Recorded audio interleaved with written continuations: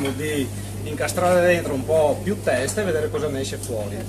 E sostanzialmente ho trovato appunto assenso da parte di tutti e quindi con l'aiuto un po' di Mario, perché effettivamente anche io ho avuto bisogno un po' di appoggio per capire come gestire questa cosa, no? Nasce da un'idea ma poi gestirla diventa un po' difficile, quindi insomma sostanzialmente siamo tutti d'accordo e crediamo sostanzialmente che mettere insieme la ristorazione possa aiutare un po' tutti in questo periodo un po' difficile anche per la ristorazione, quindi darci una mano ma non essere più, come si dice, avversari, no? Nel senso che se riusciamo a metterci insieme probabilmente la gente che verrà a trovarci nei nostri locali avrà anche più scelta, no?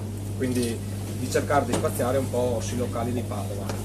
E, niente, abbiamo appunto avuto piacere e consenso anche da parte delle donne del vino e quindi ci appoggeranno in queste serate dove noi tutti, noi 5 chef, presenteremo ogni serata nel locale presentando un piatto per ciascuno e le donne del vino accompagneranno un po' quello che è la nostra degustazione.